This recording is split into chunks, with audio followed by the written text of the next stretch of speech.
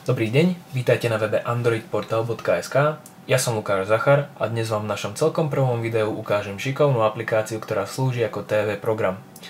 Táto aplikácia sa volá Tivico a ponúka prehľad viac než 170 000 staníc, kde pochopiteľne nechýbajú ani tie slovenské a české.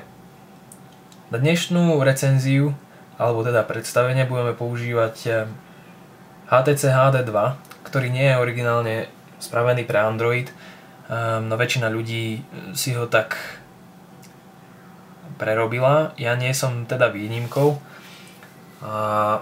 Tak sa teda poďme pozrieť na samotnú aplikáciu.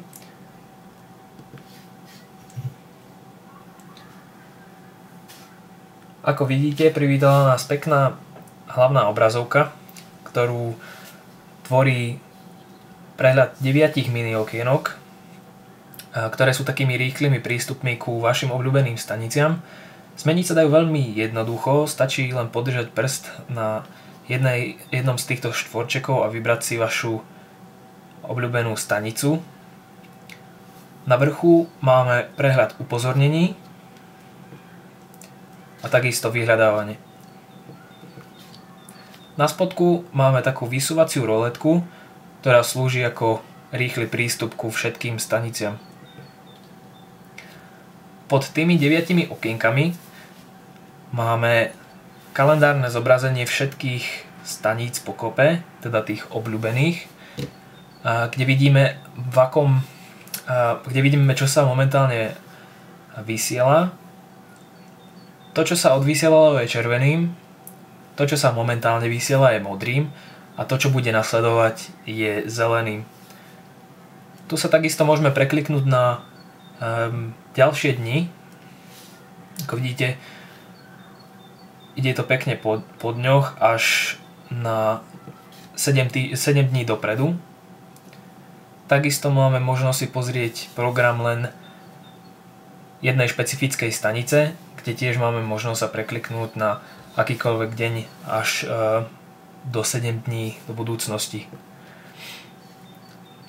Tu vidíme takisto aj popis samotného programu, čo sa momentálne vysiela, ktorý po kliknutí naň si vieme prečítať aj na jednej z databáz, či už ide o celosvetovú IMDb alebo našu československú ČSFD. Na tom už nezáleží. Po kliknutí sa vám otvorí webové okno a načíta sa vám daný program.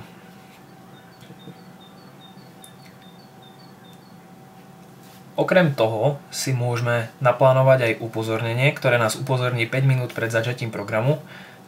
To je veľmi jednoduché, stačí kliknúť na jeden z programov a potom na ikonku budíka a ako vidíte, je to aj označené, že vás aplikácia na tento daný program upozorní. Celkovo je Tivico veľmi užitočná aplikácia a je to hlavne z dôvodu toho, že ak pôjdete niekam mimo Slovenska alebo mimo Česka, tak aplikácia má v sebe programy, takmer všetky programy celej Európy. Čo znamená, že ak žijete v zahraničí alebo ak sa do zahraničia chystáte, tak vás táto aplikácia nesklame a rozhodne v nej nájdete program všetkých staníc, ktoré sa vysielajú v tom štáte, v ktorom ste. Na výber máte aj Pro verziu, ktorá je, ako by sme už čakali, bez reklám. A Pro verzia takisto prináša aj možnosť widgetu. Kupuje sa to priamo z aplikácie samotnej, ktorá je prepojená z Google Play. Mám nejakú chybu. Stojí to €99, ale tá suma za to rozhodne stojí. Takže ak potrebujete widget alebo ak vám vadia samotné reklamy, poprípade ak by ste chceli podporiť vývojárov, tak to €99 nie je až taká vysoká suma. Ak si zoberiete len to, že koľko stoja samotné časopisy, v ktorých nájdete ten program. Takže toto bolo Tivico. Moje meno je Lukáš Zachar a vy ste sledovali predstavenie aplikácie na webe androidportal.sk.